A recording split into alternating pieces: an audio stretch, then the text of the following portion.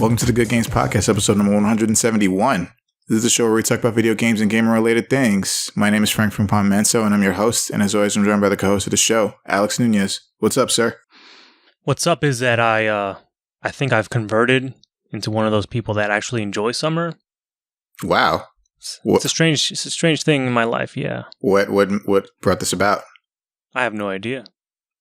I just came to the realization that, hey, the weather is starting to get cold again as it's supposed to, and I kind of enjoy just going out in shorts all the time. Putting on pants is like, I don't know, it's such a chore. Why does everybody say that? It's like it's like putting on pants. These legs are meant to be free, man.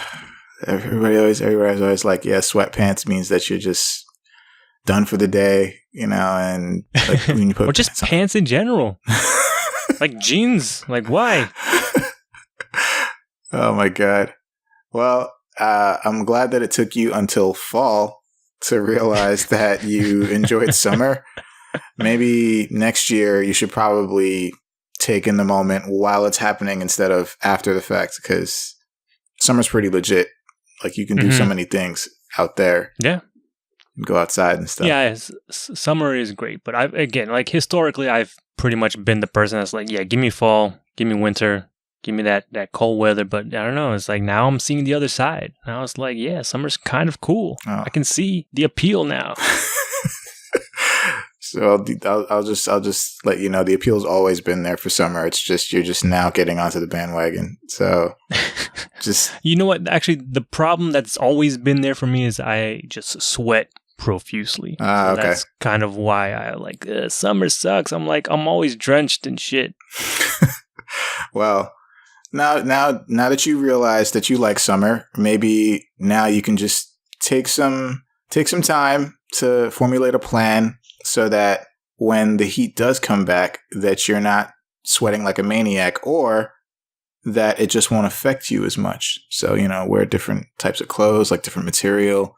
You know, wear more shorts, maybe different materials. More shorts. Yes. Mm-hmm.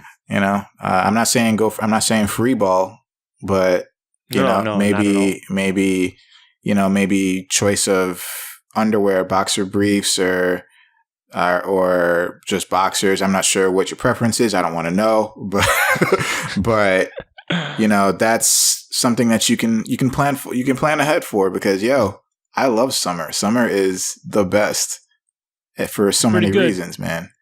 And I'm not a cold person myself. I winter, no. Stay away from me. Like, why is it so cold outside?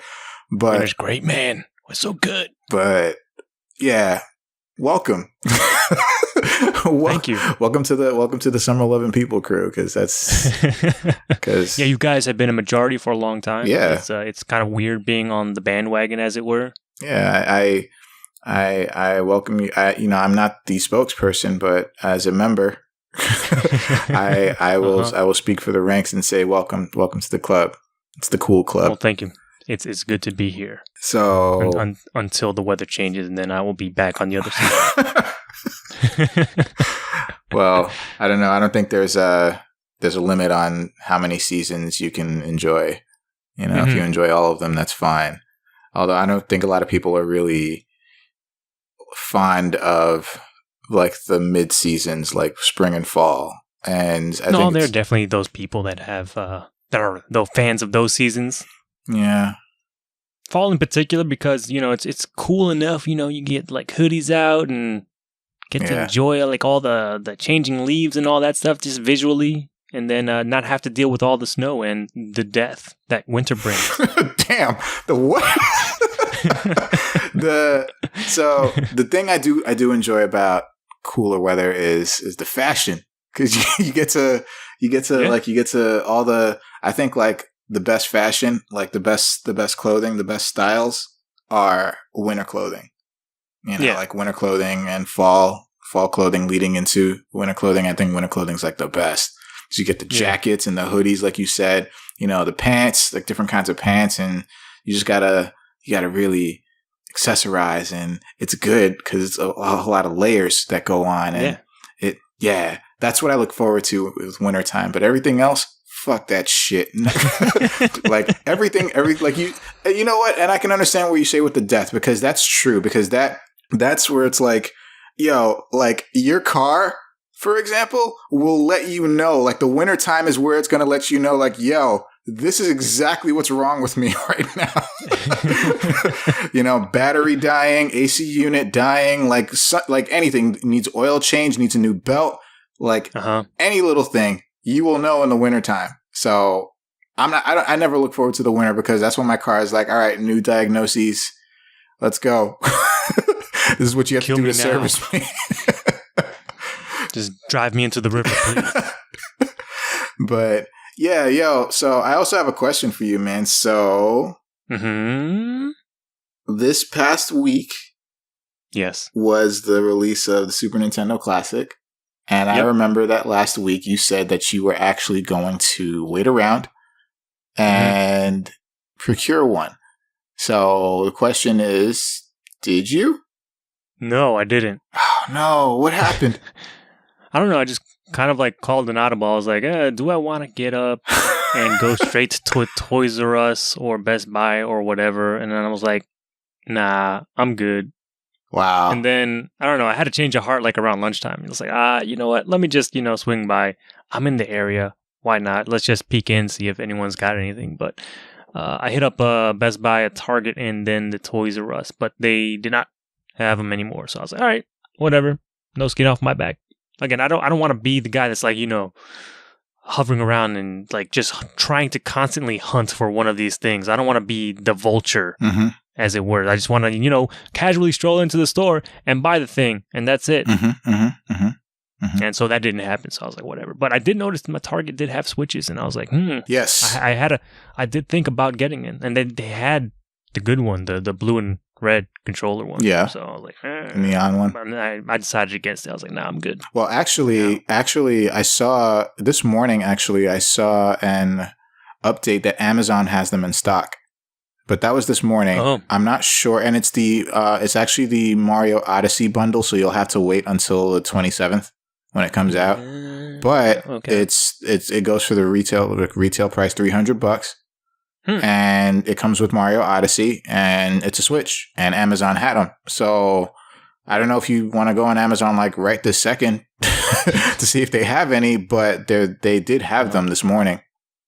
Okay. So yeah, I'm still like waffling on the Switch. Like now I'm thinking of the whole package, because I'm like, the thing doesn't have a lot of memory, and like, do I want to put money into this thing if it doesn't have a lot of internal memory, and I have to buy the SD card, and I don't know how much the SD card can take? So I was like, fuck that. I think I'm going back into the camp of like, let me wait until Nintendo comes out with the second revision of the Switch and see what changes there. Okay. Well, just letting you know, chance was there, or it probably still is there. Or I could just go to the fucking Target again and just, hey, let me get one of those. True. But you won't be getting Mario Odyssey basically for free. It's whatever.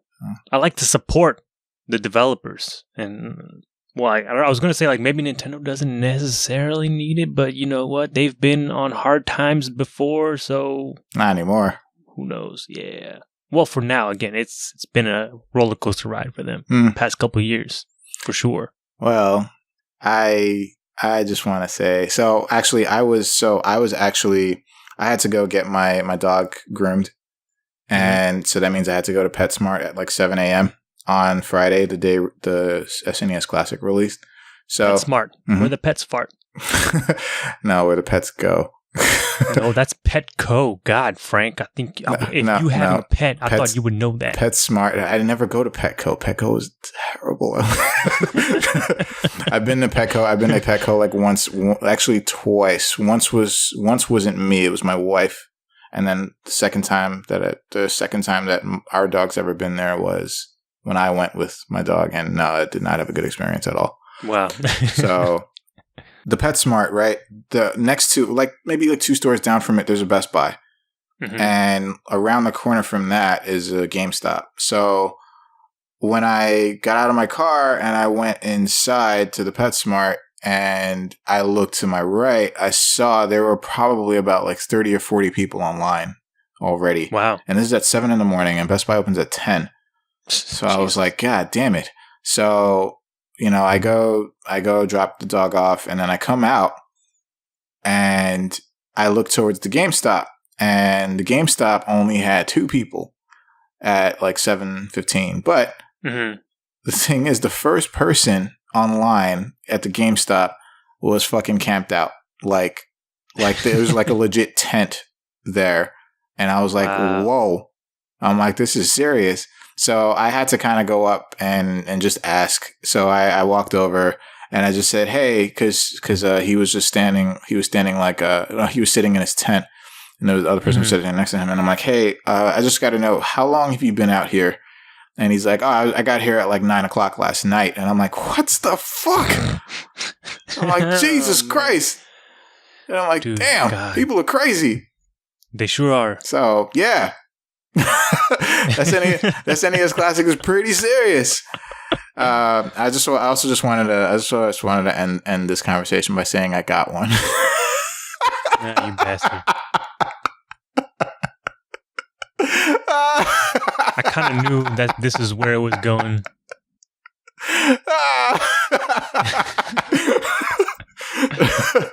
Yeah, I got one. Congratulations. Thanks for being an asshole about it too. Thank you. Oh man, I was hoping that you got one too, but I got one. I didn't. It was completely by chance. I did not think that I was even going to pick one up. I didn't really have a need for one, but a friend of mine, Micah, who people remember, he bought 2. And he's like, and I was at his place yesterday, and he's like, do you want one? And I'm like, what? So I'm like, nah, man, I'm good. I really don't need one. And he's like, you sure? I have 2. And I'm like, what the fuck? Why not? So I got one. Cool. Yeah. You want to see it? No, I'm good. You sure? I've seen it before. The European one is better anyway, so I'd rather have that than... That one does look nice.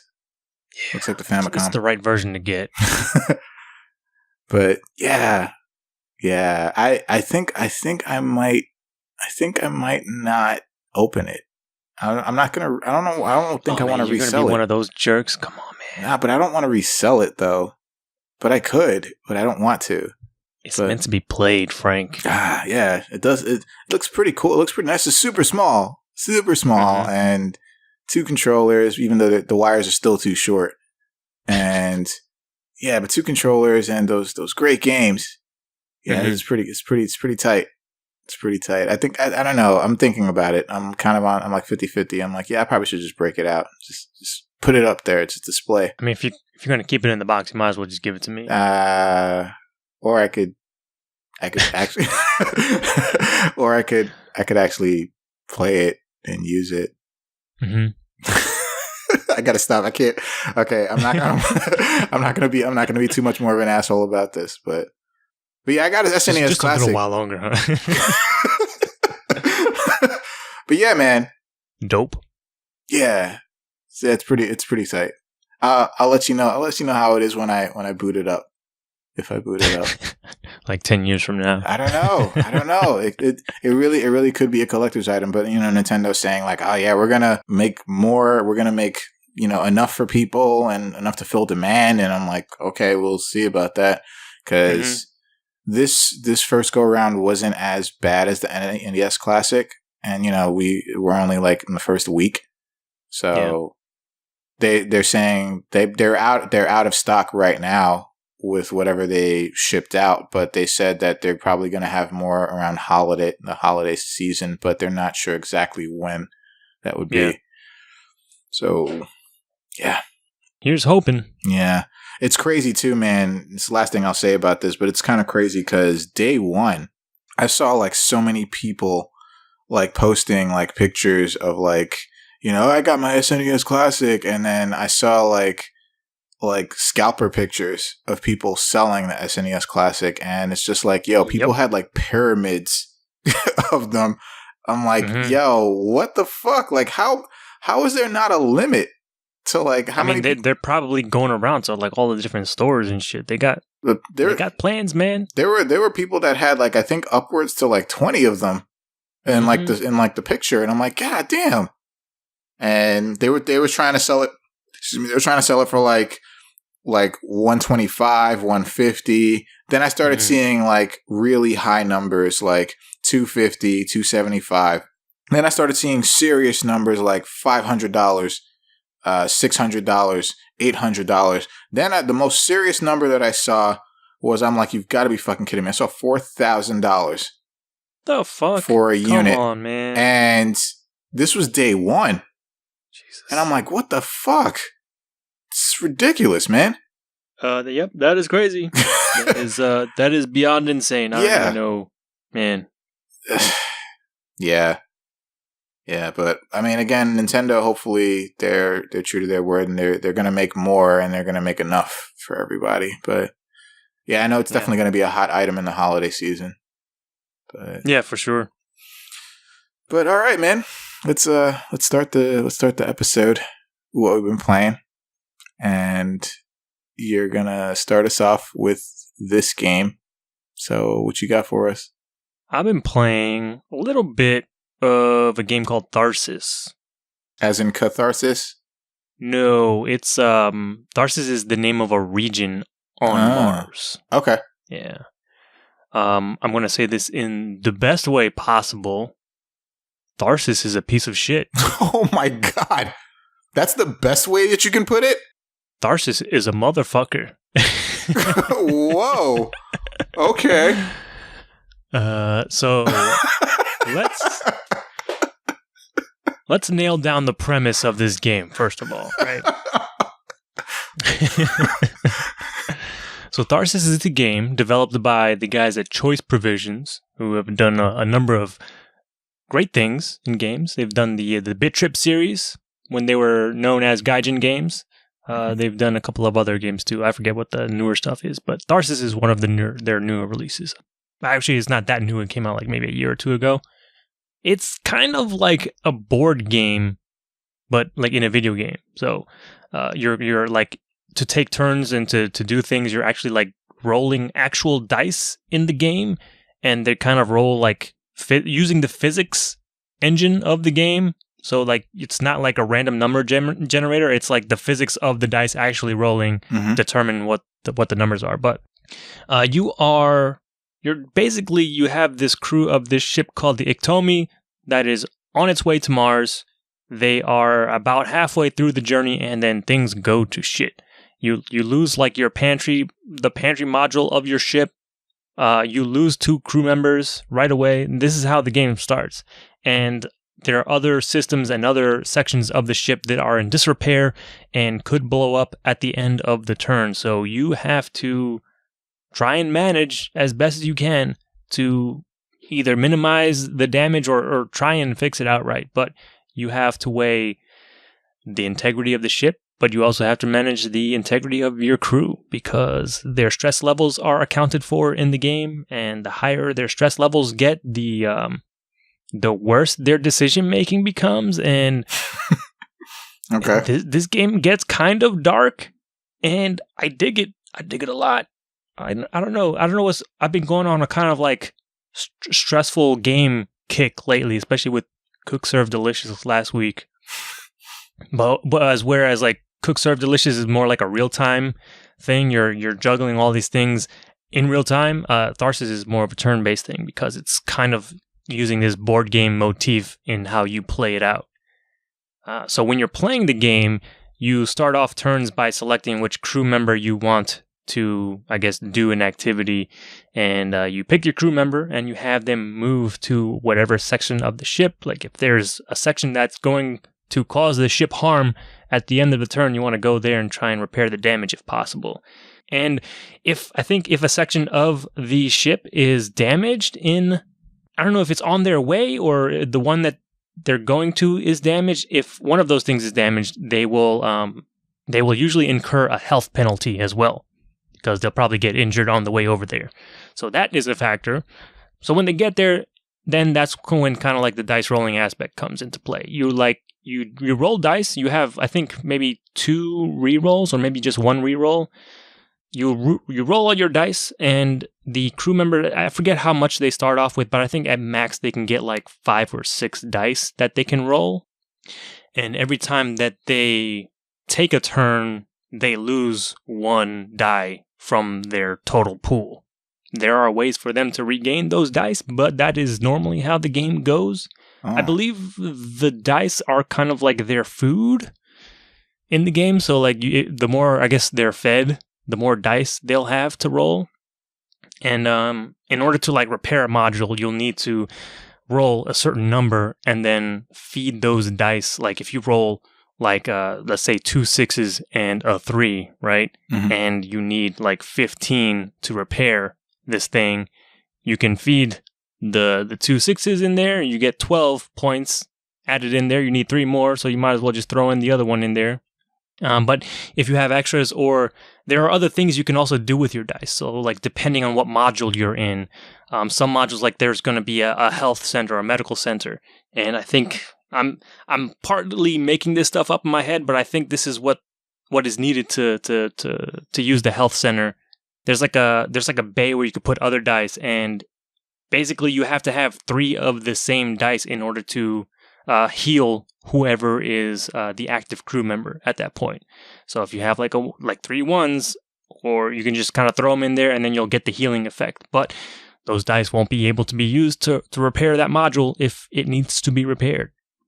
Each character also has a like separate ability that can also be used, but you need to throw in a dice in there. It's not, at first when I saw it, I thought it was like a passive ability that just automatically happened, but nope. That's not the case. You got to roll a dice and feed that die into that character's kind of special ability. So, there's a doctor on board, and if that doctor is in the same module with other crew members, they can heal the other crew members like 1 health if you feed it a dice that has a value of 5 or more.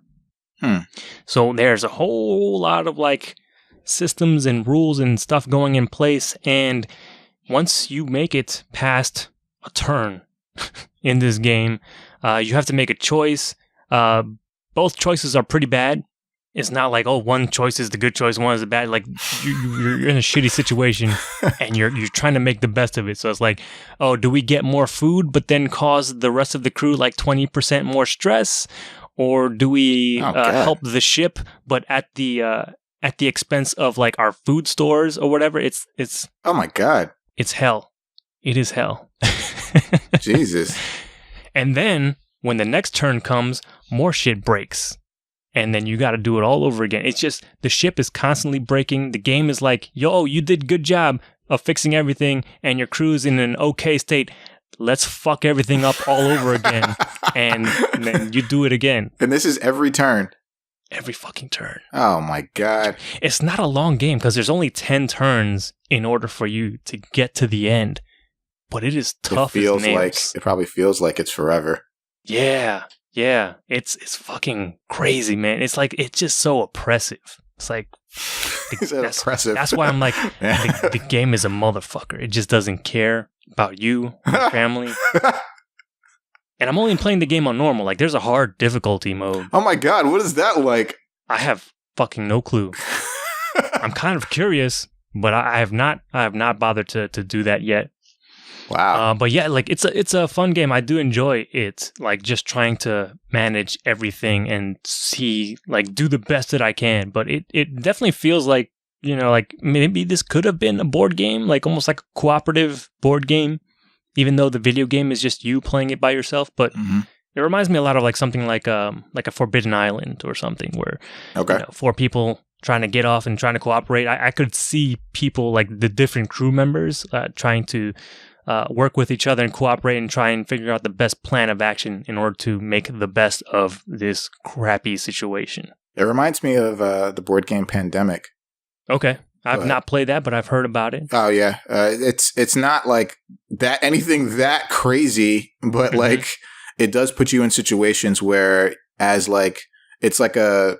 team based, but the entire team is everyone that's playing. It's a cooperative board game, and you have to basically find the best way to make sure that everyone lives.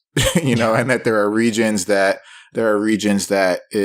are, you know, might be better off than others or worse than others, and you have to find a way to like balance how things, you know, like balance resources, balance everything basically. Mm-hmm.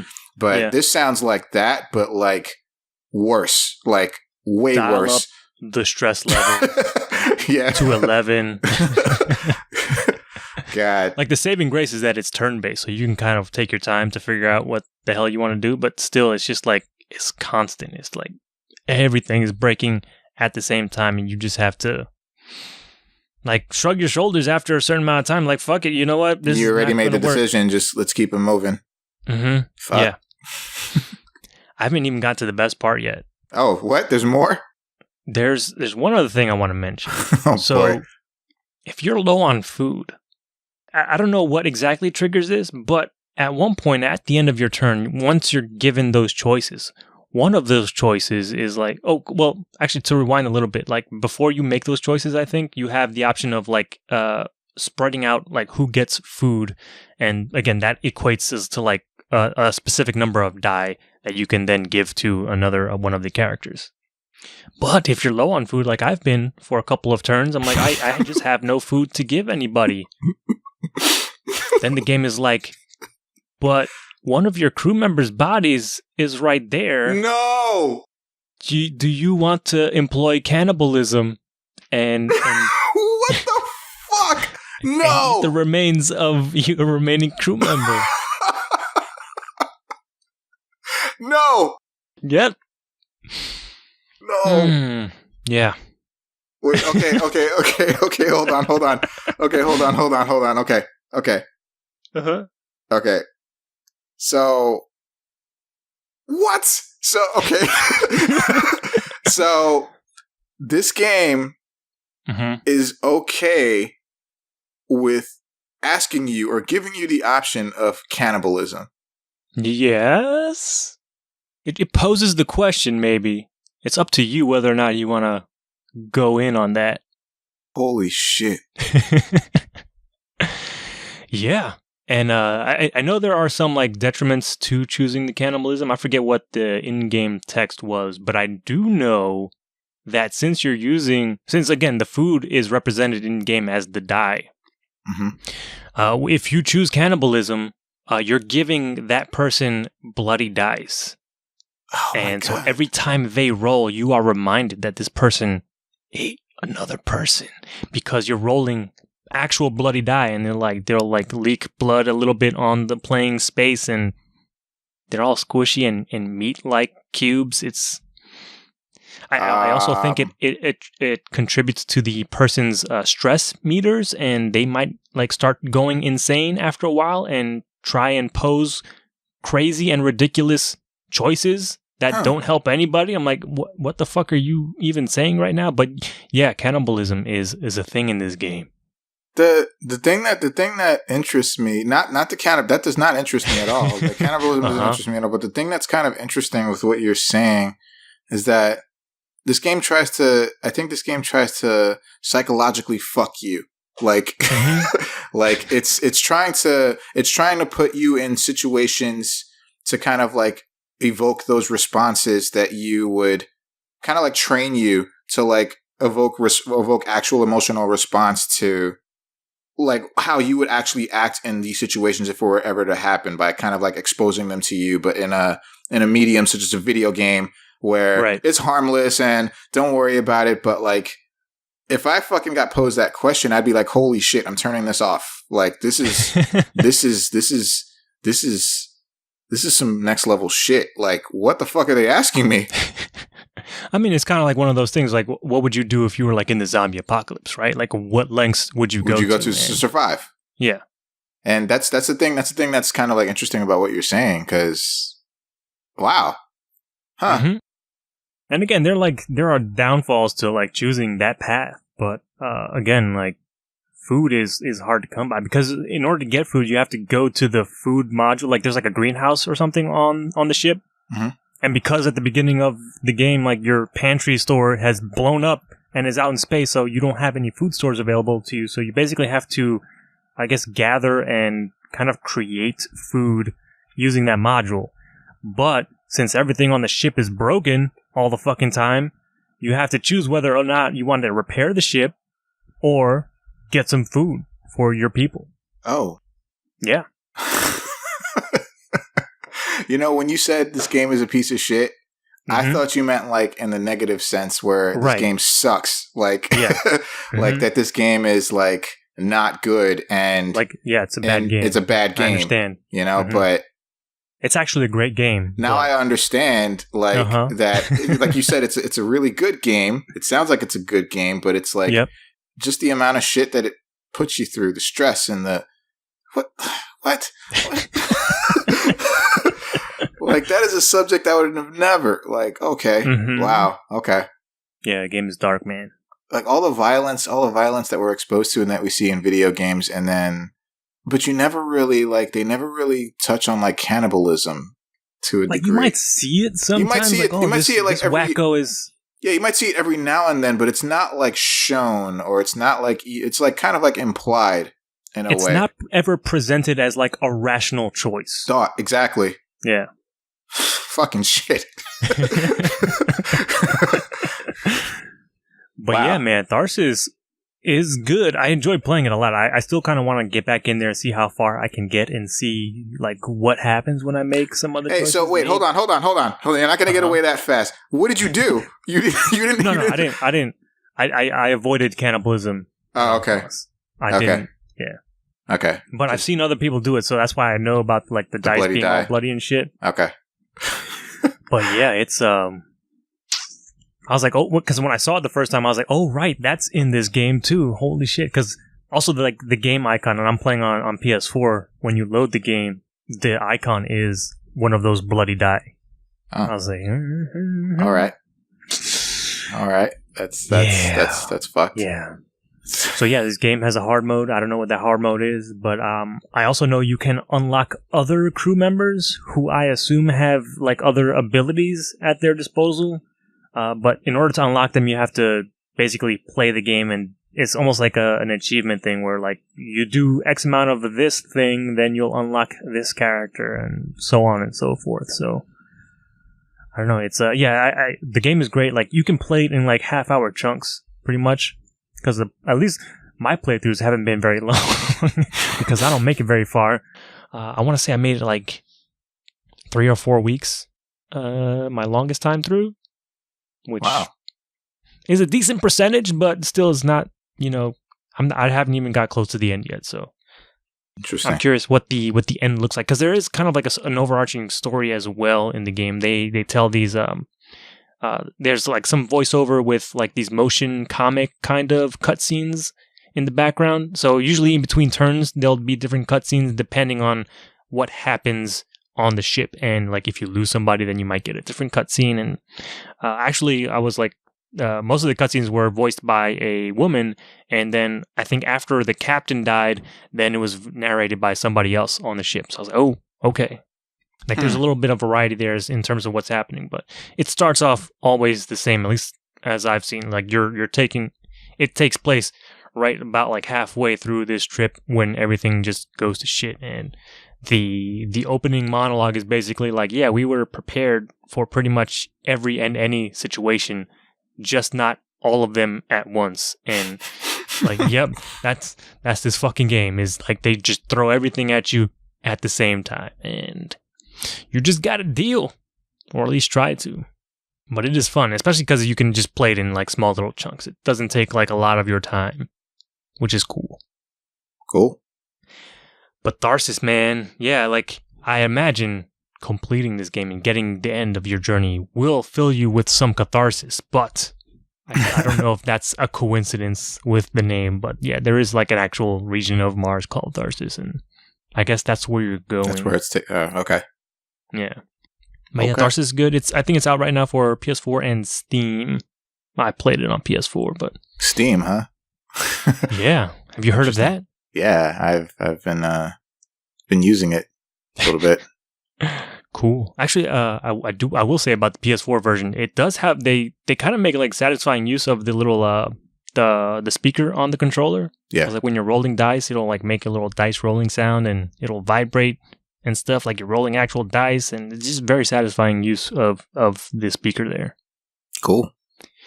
But yeah, that game is real good, but it's like, fuck. It does not offer catharsis. It hasn't for me yet, no. It's like quite the opposite. I'm kind of waiting for that catharsis. But I guess, speaking of catharsis, how have you been doing with your game? I've been doing pretty well. Okay. So I've been playing Cuphead, and Cuphead has been kind of making waves, like as of recently. Well, it came out like a few days ago, but finally came out. Yeah, it finally came out. But Cuphead, for people who don't know, is a game that was basically, it painstakingly almost kind of like, it's like very old timey.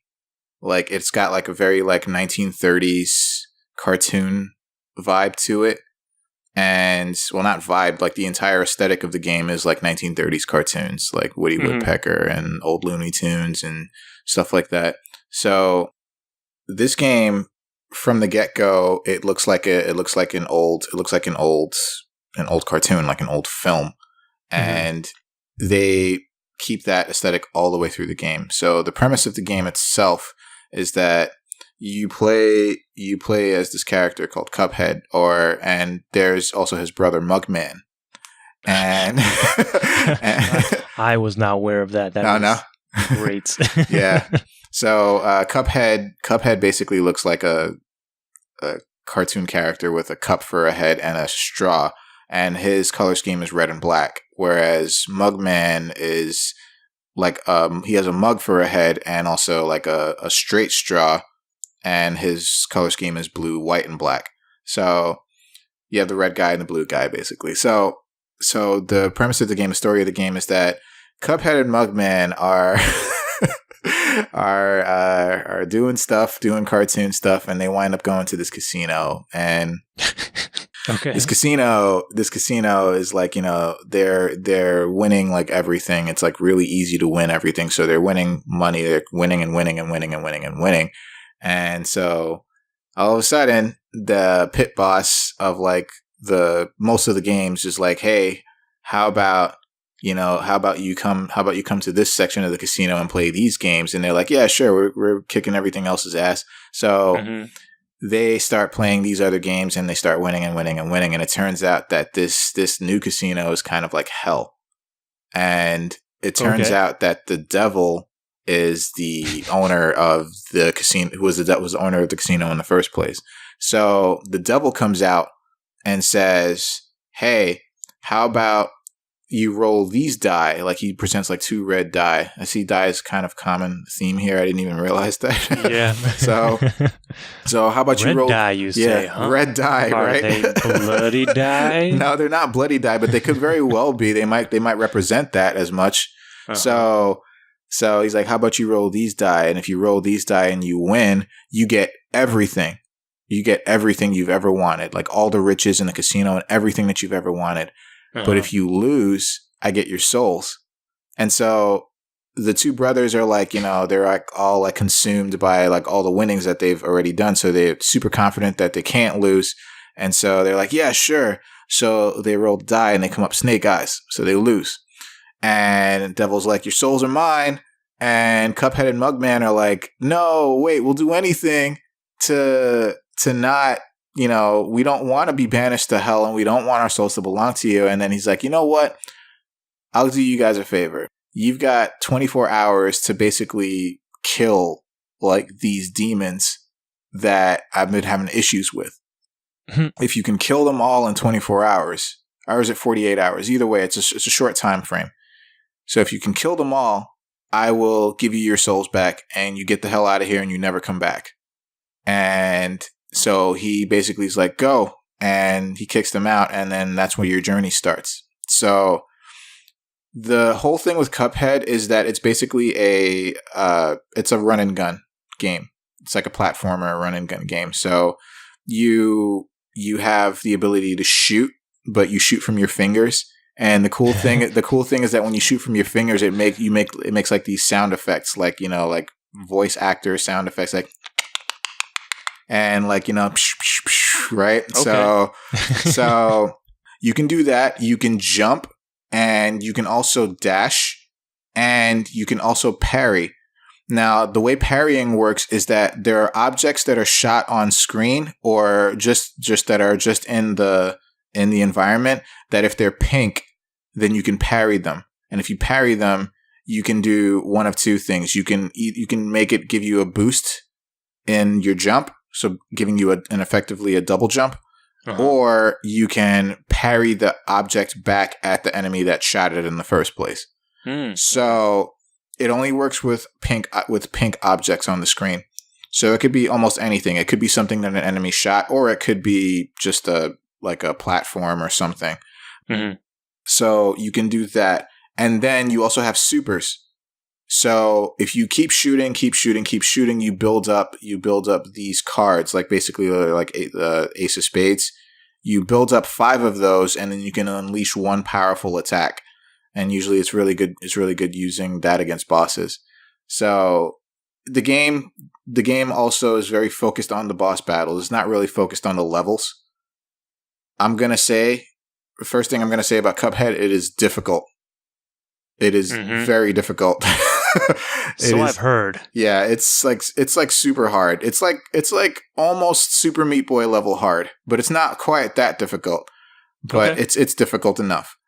And another thing I will say about Cuphead is that it's awesome. I love it. It is like everything about it is like so cool. And I'm like in love with the whole aesthetic of it, and even the music, right down to the music, the sound effects, like everything about it is straight up like vintage, like 1930s, like jazz music, and just the visuals and the way everything looks on the screen. It looks like old film reels, and it's so cool. So nice. So but I've been having trouble with it because it's so hard. It's so hard. I will say that the boss battles are very entertaining, and they're very interesting, and they also give you like ratings based on like how well you beat the bosses. And there are also different elements to some of the bosses that you can employ. Like there's one boss that you have to fight in the air only, and you do that by transforming into a plane. And you can also, when you're when you're a plane, you can basically do the same things that you can do it when you're a regular Cuphead Mugman. But like when you do a special with the plane, for example, you turn into a missile, and then you just have to like just launch yourself into the boss. Or you can do a parry and parry things back at the boss. And all the while, it's like you're just trying to like avoid all this shit on screen, because the game is like notorious for that. I can tell. Too many things on the screen at the same time. It's very hard to focus and concentrate on what you're supposed to do. But it works. It works. This game is fantastic, and I urge everyone to give it a shot, because it's so cool. It's so cool. And I know it was kind of like, I wouldn't say in development hell, but it took a long time for it to finally be released.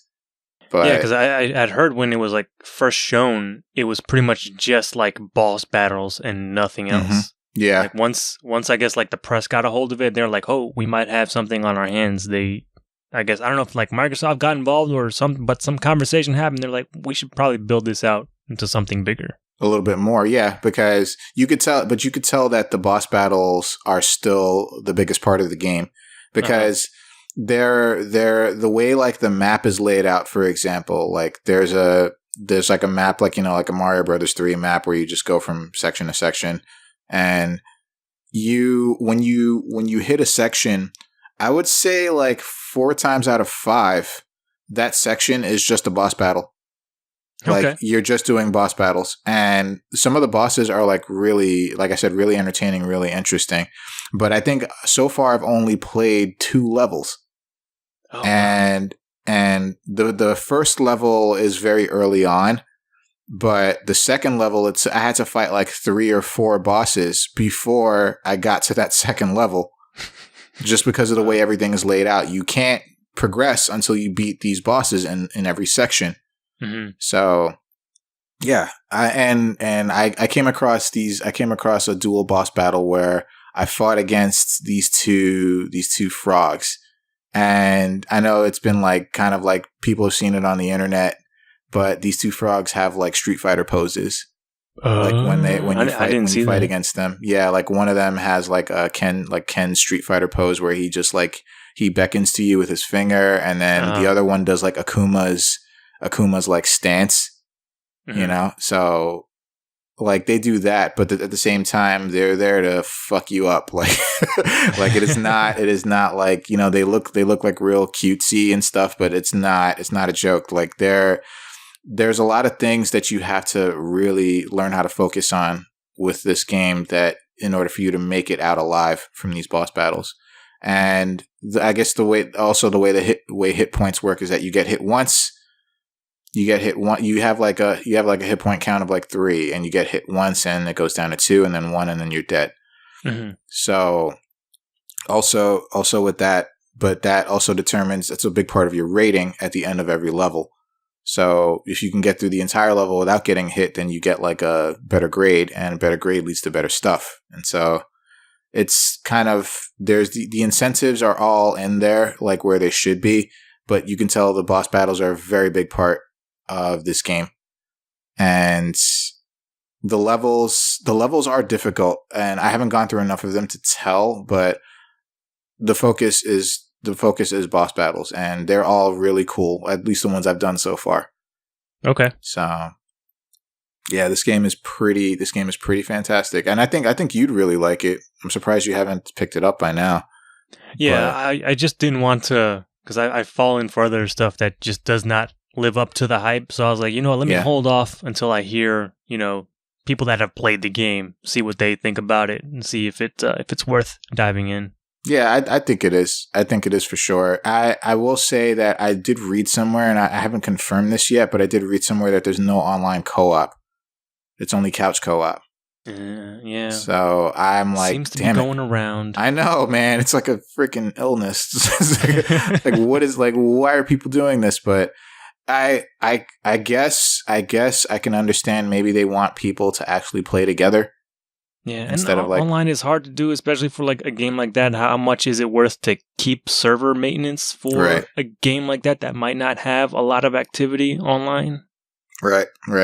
So I do have a feeling though that this game might be like, it might be like here today, gone tomorrow. Unfortunately, it's going to be like one of those things that it was popular, it's popular right now, but maybe next week, 2 weeks, no one's going to really care about it. And especially on console, because like, it's only available on Xbox on console. It's on PC though.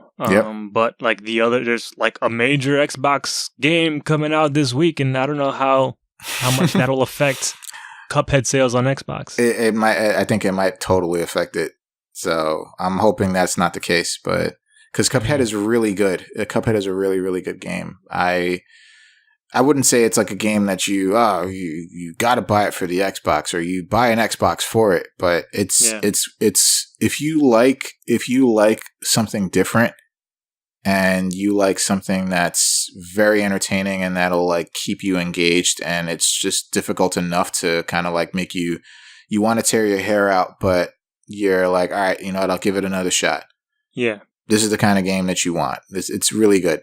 It's a really good game. That's the key, I think, that might turn off a lot of people, is just that difficulty. It might be too difficult. Yeah. It's not like, it's difficult. It's difficult for me, but like, maybe like it might be too difficult for more casual gamers, but I still think it's worth a try. Yeah. I definitely do enjoy those types of games. Where it's like, just throw me back in. Yeah. I'm going to get better. Yeah. And it's really satisfying too if you like beat a boss or you beat a level without getting hit, because it's like, oh, you really know what you're doing, and it's just like all the things within too. Again, like the audio cues and the visuals are just so like well done. It's just really good, man. So, and I haven't played 2-player yet, and I'm dying to, because Like, I'm not sure if they like double the amount of enemies or double the amount of bosses or give them more hit points or whatever, but like it just looks so chaotic and great. So yeah, I will definitely say I will definitely recommend Cuphead. Definitely everyone should give that game a try, especially because, you know, that big game's coming out this week. So let's not forget about it. I kind of want to check that game out too. But, really? You had me at finger guns, so dude, it's so cool, man. It's like like if you just do like single shots, like without auto fire, like without holding button down, it's just like. But if you just keep going, like the whole time, time. And I'm not sure if Mugman has different sounds from Cuphead, but yeah, nice. Yeah, this game is definitely really good. I enjoy it a lot, and I'm most likely going to try to beat it like expeditiously because it's good. It looks like it's a game that'll keep your time for like maybe like a couple of days. If you just add it constantly, you'll beat it eventually.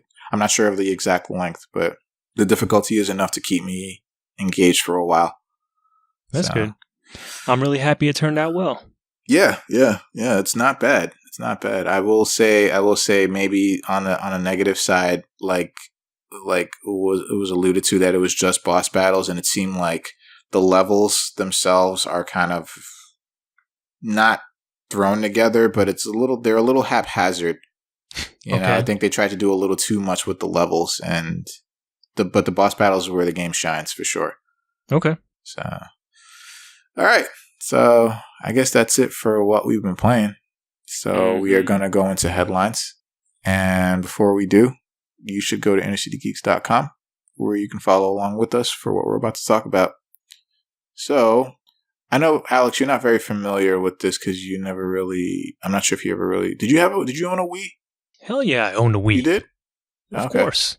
So you remember the Wii Shop Channel, right? Hell yeah. Just keep going. I'm gonna keep doing this song. Okay. Okay. So the Wii Shop Channel is closing down. But what? Wait, what? The fuck? The Wii Shop Channel is closing down. No, why? God, no. So, how am I gonna get that good jazzy goodness? Yeah, the music was definitely like one of the best things about it, man. Like it was so good. But yeah, the Wii Shop Channel is closing down. But to be fair, to be fair, it's not going to close down like right away. It's closing down in 2019. So we have, I believe it's going to be up until January 30th, 2019. So we have a whole nother year and some change before the Wii Shop Channel is going down forever. Mm-hmm. So this is according to Nintendo, but it doesn't mean that you're gonna be able to like, you know, it doesn't mean that you can't like go in and like, you know, buy anything you want to buy before it closes down, or you can also transfer points and currency, but that you can only do that up until March 26th of next year, and then you can't do that anymore. So, but yeah, that's a thing. What do you think about this? I'm very sad. That music is iconic, and granted, like the only good thing about the Wii Shop is the fucking music. It had some good stuff back then, but the music was good. I downloaded really a couple of like virtual console stuff, and but man, it's fuck. That was like Wii Shop, man, was iconic. Yeah, the article that we have here too actually has a 10-hour loop of the Wii Shop Channel music. So why only 10 hours? Why not like 20? I think 10 hours is enough. I think 10 hours is enough, and if you have if you can just 10 hours is fine. Nope. Like, it is not even close to fine. It's fine. It's good enough. Just if you can get that as an MP3, just do that, and you'll be set for a while. I'm gonna change it to my phone ringtone. That'd be pretty tight. Then I'll wait 10 hours to pick up the phone. Why would it ring for 10 hours? No one has patience for that. Mm-hmm. But yeah, the Wii Shop Channel, unfortunately, is going down. But again, not till 2019. But you only have until 2018, early 2018, to actually do all the things you need to do before it pretty much becomes useless for almost another year. God. Yeah. So. You know what? Yeah. I would totally buy DLC for the eShop just to get Wii Shop music on the new eShop. Dude, I think they have like an album of Wii music, of Wii Shop music. Nintendo has an album? I think so. I know other people have put out. I know other people have put like albums out and like done like remixes and stuff like that. But I thought like back then it was around like maybe 2007, 2008 that they had like an album of like Wii music, or maybe it might have been like just like 4 or 5 tracks at the time. But they had that. Sounds crazy to me. I don't know. I could have sworn they had one, but yeah, it's a shame. It's just the music, man. That's all we can. It really is. Like, I couldn't really care less about the shop. It's just the music was so good. Yeah, it's the best, man. Yeah. So in other news, we received a trailer for Red Dead Redemption 2, a second trailer for Red Dead Redemption 2. And it offers a little more insight into the game. And it looks like it's going to be the story of Arthur Morgan and the Van der Linde gang. So Dutch and his gang. And it turns out that it's going to confirm, if you've played Red Dead Redemption, confirms that the game is a prequel to the first game. Mm-hmm. So you can check out the trailer here on this article. And, the game was supposed to release like around now, but they delayed it to spring 2018, so it could be possibly coming out in April, May, even. But they haven't kind of like tied down the exact release window for the game. So in typical Rockstar fashion, they get it out when it's ready. It's ready. It'll come out when it's finished. Yeah. So, what did you think of the trailer, or like anything about this game? Like, are you still excited? Yeah, I'm more excited just because now I've seen something substantial from this trailer. Now it's like, oh, I see characters and things are happening story wise. But I definitely want this game, but probably more than this game, I still want that PC version of Red Dead Redemption. Oh man. I'm hoping awesome. That's in the cards, like during the lead up to this game, because like I was kind of hoping, like my hope reignited when they announced that they were remaking LA Noire. So I was like, they're bringing that to the new consoles. LA Noire is actually on PC already, but now I'm like, maybe what if they did the same thing with Red Dead and also included the PC in there? We can hope. I'm hoping for sure, but yeah, Red Dead Redemption 2 looks pretty solid so far. Yeah, I don't know. I obviously, like we figured out it's a prequel because of Dutch, but was I crazy in thinking that was also Bonnie in that trailer? Yeah, I thought the same thing. Yeah, it's been a while, so I don't know. It seemed like the house was similar too when he was like roping in some house. Yeah, so I was like, how deep does this go? How much intertwining of the plot lines and stuff from the first and the second one are we going to get? It sucks that we got to wait. We got to basically wait like another half year. Yeah. At the very least to find out. Yeah.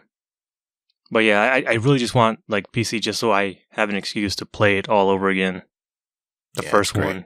Because it's a great game. That game is so good. It's so good. Yes, it is. One of the best easily of that generation. I agree. It's fantastic. Fantastic. And if you're listening and you haven't played that game, do yourself a favor and just get your hands on it and play it, because it's really good. It's just so engrossing, and it'll take your life away for for a while. And yeah, it's good. It's just so good. Yeah. But all right, so moving on into other news. I'm like, finally we've settled this debate. So, okay, Alex, what did you think? So, you know that Mario rides Yoshi in several of his games, right? Yep. And so when Mario tells Yoshi to stick his tongue out, there was the debate where it was like Mario's just telling Yoshi to go and stick his tongue out. And then there was also the other side of the debate where it's like, no, Mario's punching Yoshi in the side of the head and telling him to stick his tongue out. Where did you fall in that debate? I was always of the mind that Mario was pointing at or gesturing for Yoshi, like, "Hey, do the tongue thing." Because go forward, because like the way it looks like Mario is like, he's just like saying like go forward, like he's elbows 90 degrees and then it goes straight. Yep. Go forward, go. So it turns out that we were wrong. It turns out that Mario actually was punching Yoshi, originally punching Yoshi, and this was confirmed by Nintendo. This was confirmed by the longtime developers, Takashi Tezuka and Shigefumi Hino, and they said that originally they basically wanted like some sort of imagery of Mario riding something, so they thought of a horse first, and then they eventually led up to designing like a reptilian sort of creature that Mario could ride. And he said, one of them says, lots of people think that while Mario's pointing his finger forward, he's saying go, and Yoshi's tongue comes out. However, the setup that I drew was that when Mario punches Yoshi in the head, the character's tongue shoots out in surprise. Oh man, I'm like, poor Yoshi, he's been getting hit in the side of the head this whole time. Mario, you sadistic fuck. You know what's worse? I'm like watching this GIF on this page, and like you can see Yoshi flinch as soon as Mario raises his arm. It's like that is just a signal that's of like fucking abuse, bullying, years of abuse. He's just no, here it comes again. Don't hit me again. I know. Like God. I mean, they eventually changed the art, the art on the box to look like that Mario's pointing. Forward, like go get the apple or go get the enemy or something. But the original intention was that Mario was punching him in the side of the head. Yeah. And I'm looking at the same GIF you are with the flinching, and I'm like, oh no, Yoshi, poor Yoshi, oh my god. Yeah, it was there in front of us the whole time. Like punching or pointing, whatever aside, like the fact that Mario gets like a fresh hatched Yoshi and just force feeds it to grow into full form, then jumps on it to like ride it, and then throws it into a bottomless pit just so Mario could jump higher. Like, man, Mario's been fucked up for a long time. Yeah, it's just one of the other dark things that we find out about Mario. Let's not even talk about Sunshine, because fucking Yoshi just dissolves in water. And Mario's just like, fine, like, hey, cool. I'm sorry that happened, but you know what? I got shit to do. I'm sure I get more. God damn it. Mario's an asshole. Yep. Yeah, he is. I'm thinking about it. I'm trying to find it. Yeah, he's an asshole. Even in Odyssey, man, he's like possessing people and, doing what he will with their bodies. Mario gives no fucks. I would say Mario Odyssey, it's so weird. I mean, I'm still dying to play it, but like it's so weird, like the possessing of like people and creatures, and just so weird. I'm like, what? Like, why did they think of this? Like, it's like brain control. It's like mind control. It's like what's with his hat. Yeah. That's sentient now. God. Mario just abuses his powers. He sure does. He just fucking finds his hat that takes over people's bodies and whatever other objects. He's like, fuck, I'm just going to put it on you and I'm going to beat you now. Yeah. There's nothing you can do about it. You have no choice in the matter. God. Yeah, he's broken so many laws. Just with Maybe Wario is actually the good one. Maybe he's trying to make us all see, but we've just fallen in love with this plumber. Well, he's not a plumber anymore, but we've fallen in love with this Italian plumber who's like, captured all of our hearts, and Wario's like, no. Yeah. He's like, you got to understand. And now, even thinking about it more, like, it kind of explains Luigi's whole disposition, why he's all, like, so shy and so uncomfortable. He's so uncomfortable, and he's neurotic, and it's just like, because Mario is because he's going to hit me again. I cannot. Because Mario's such a fucking bully. God. Oh, my God. Why did we not see this? I don't know. We just, like, wanted to believe that it wasn't true. Yeah, I wanted to believe that he wasn't hitting Yoshi every time he was doing that, but he was. Mario was despicable. Yeah, so I don't know where all the other listeners fell in that original debate, but that at least now we know. At least the original intention was that Mario was indeed punching Yoshi, and then they changed it to make it seem like that he's pointing, but he actually wasn't. Uh-huh. Mario. So, okay, moving on. Moving on in other news. So, PUBG, man, making news left and right, week after week. So, the PUBG team will spin off as a subsidiary company, and it turns out that Tencent wants to buy some equity in that. So, the new subsidiary company is going to be called PUBG Corp, and it's basically going to focus on business development and global operations for Battleground specifically. So Tencent wants some of that action, and it seems like a good merger. Like, it seems like it makes sense. Like they've already purchased like whatever is left of the remaining Riot Games. They have investments in Activision, Blizzard, Epic Games, Supercell, and some in Candy Crush. But Battlegrounds is like it seems like this is like one of the next big things that's out for gaming, and they want to they want some of that action, and I think it makes sense. And it's cool that PUBG Corp is a thing. It's going to be a thing, and it's going to just be like, it's going to focus on just the game itself. I just hope it's not one of those things that it's like, it's hot now, but what happens when things slow down, or it's not so hot anymore? And yeah, I'm hoping that it just wasn't like, too much too soon. But I don't know. What do you think? I'm not sure.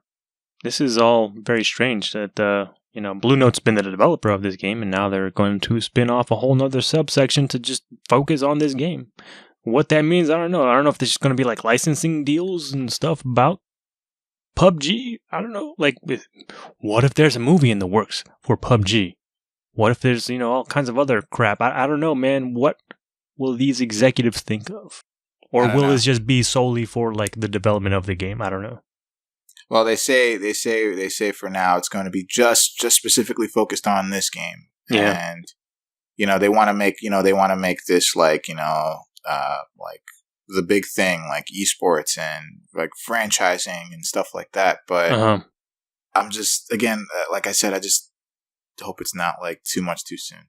Yeah, I could also see them doing like some sort of like in-game advertising stuff, like promotional things, because they had a while ago, I don't know if it's still around, but they had these costume packs basically styled around the Battle Royale movie, except it was unlicensed. They were just like, oh, hey, but it was like almost like on the nose, like this is Battle Royale, just not in name or whatever. But I could see them doing some stuff like maybe other promotions with other things or other movies and do other kind of costumes and suits and stuff like that. So, expanding the whole microtransaction business that they got going on. But man, yeah, if PUBG, man, taking over the world. Yep. And next year, Call of Duty's probably going to have their own like battle royale mode. Yeah, I don't know. I just have a feeling it's. I mean, I think it's probably going to be on the kind of the same level as Minecraft. Like Minecraft was like super big. It surged. Yeah. And then it kind of leveled out. right now. It's kind of like it's still wildly popular. Like, but not nearly as like on fire as it was years ago. Mm-hmm. Yeah, because especially with like PUBG, eventually everybody that wants to play this game will have it. Yeah. But there's still a lot of people fucking playing this game. It's crazy. Yeah, man. It is like it is like the game of the year. It's the sensation. Took over this whole fucking year, especially given like all the crazy games that we got this year. PUBG somehow found a way to find its way on top of like the mind share. Yeah, it's something that can't be stopped right now. Nope. It cannot be stopped right now, and it's we're just gonna have to see what happens. We're gonna see what results from this. Just hope they're not making that decision too fast, too rashly, but we'll see. Yeah. We shall see. But all right, so that's it for headlines this week, and we're going to move into new and upcoming releases, and Alex is going to take us through what we can look forward to. So go ahead. So yeah, this week, the week of October 3rd, the aforementioned big Xbox game is Forza Motorsport 7. It's now available for the Xbox One and the PC. Mm-hmm. Although I was hearing some crazy stuff that even if you buy the disc version of the game, you still have to download another extra 10 gigs because the game cannot fit on a single disc. Whoa. Yeah, there's a lot of game, or a lot of stuff on this game. I don't know. I kind of want to check it out on PC, but I don't know if I want to download like 100 gigs of a game. It's a lot. It's a lot. But I do miss, like, I was big into Gran Turismo back in the day, and I want that feeling again. But we'll see. That's a lot of memory. It sure is. It sure is. But we also got a couple other things this week, such as Batman: The Enemy Within Episode 2 is now out for PlayStation 4, Xbox One, and PC. Alongside that, they put out the physical disc of the Season Pass for Batman: The Enemy Within. That is available now for PlayStation 4 and Xbox One. We've also got Battle Chasers Night War. Yeah. Available for PlayStation 4, Xbox One, and PC. I helped kickstart that game, so I'm going to be getting my copy on Tuesday. And they also said that they're also gonna include a Steam copy as well. So I'm like, oh, okay. Nice. So yeah, so I'll have two. We also got Dragon's Dogma Dark Arisen for PS4 and Xbox One. Cold Sept Revolt for the 3DS. Detention for PlayStation 4. I'm guessing this is Jige. It's available for PlayStation 4 and PC. It's basically Judge, but they took out the U and put a Y in there instead for some reason. I don't know. I still look at it as Judge. I don't know. Yeah. It's Judge. Yeah, the cover art has like a bootleg version of Judge Dredd, so maybe that's what they're going for. Huh. But why spell it like that? That's just bizarre. We've also got Let Them Come for the Xbox One. Lovers in a Dangerous Space-Time is now available for the Switch.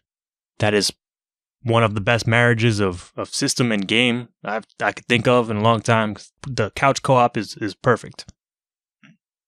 We've also got Marble Void for the Xbox One. Mystic Bell for PlayStation 4 and Xbox One. Twin Robots for PS4 and the Vita. Inversus Deluxe for the Xbox One. N++ for the Xbox One. And Volgar the Viking is out for the Switch. A lot of good games coming out for the Switch this week. What's going on? Yeah.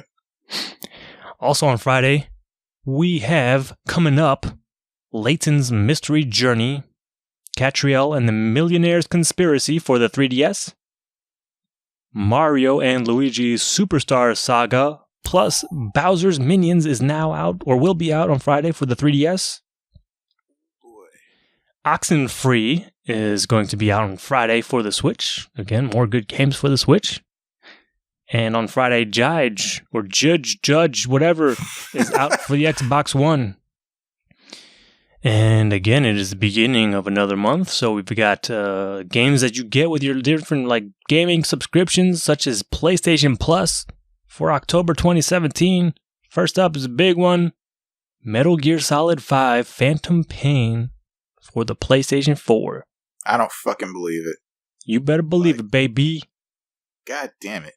I actually bought this game on PC because it was like on sale for dirt cheap on like the Humble Bundle. Oh yeah? Yeah. So I have the better looking version, so I'm happy. Whatever. Well, Also, with your PlayStation Plus subscription this month, you get Amnesia Collection for the PlayStation 4. That is the two, I think, first Amnesia games. I don't know if there's more than just the two, but yeah, those you get if you want to scare the shit out of yourself, because those games are no joke. Continuing the PlayStation Plus stuff, Monster Jam Battlegrounds is now available to you with your subscription for PlayStation 3, as well as Hustle Kings for PlayStation 3, Hue for the PS Vita and is cross-buy with the PlayStation 4, and finally Skyforce Anniversary for the Vita, also cross-buy with PS4 and PS3.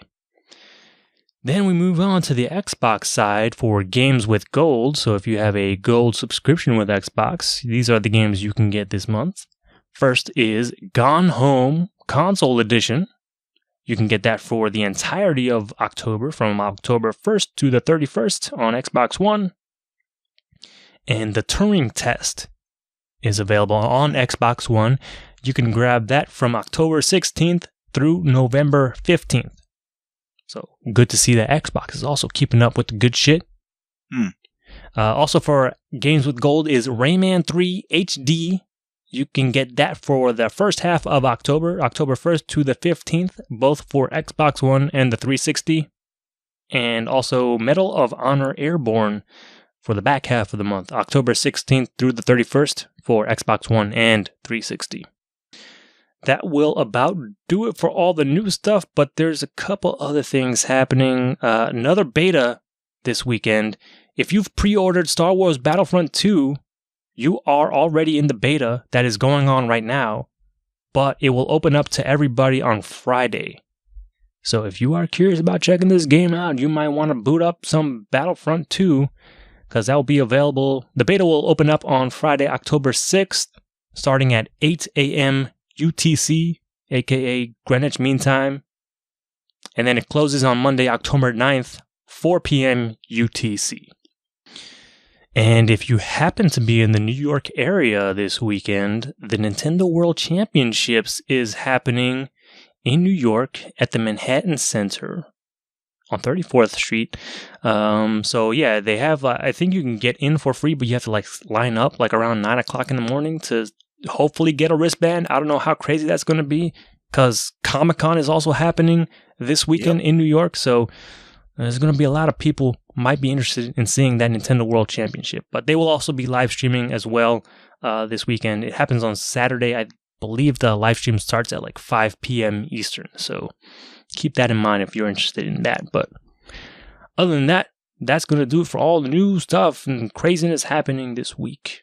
Cool. And before I do the whole spiel at the end, I will also be in New York for Comic-Con this weekend. So if anybody wants to like hang out or something, just let me know. But I will definitely be at NYCC Thursday, Friday, Saturday. So hope to see anybody there. I know you're going to be there too. Yeah, I should be there Saturday at the very least.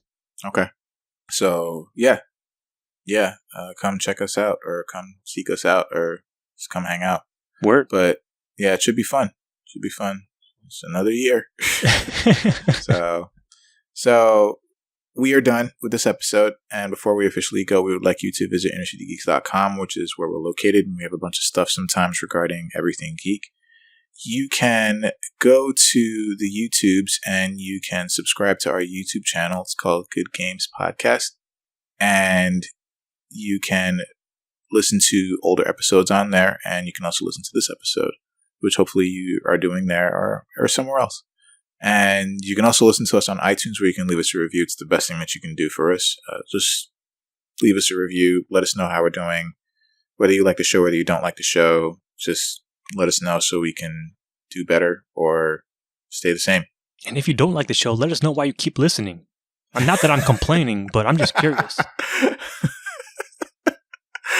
It's just getting a paper trail of criticism. I think that's the only reason why. But you can basically also listen to us where all podcasts are available to be listened to. And I also want to encourage everyone that when and if you do go to innercitygeeks.com, that you click on that Amazon banner on the right-hand side of the page that you see, and it'll take you to Amazon. And I know there's stuff that you wanted to buy. So when you do that, it will come back towards us so we can provide more show and more content just for you. And you can reach us on all the social media, mainly Facebook, Twitter, Instagram at InnerCityGeeks. The Twitter for this show is at Good Game Podcast, and you can also email us at goodgamespodcast@gmail.com. And email us because we actually do read our emails. So, and we actually do respond to them too. So, yeah. And that's going to about do it for this one. Hopefully see you guys in New York. And we're going to say goodbye. And in leaving, as always, we say, good games, everybody. Good games.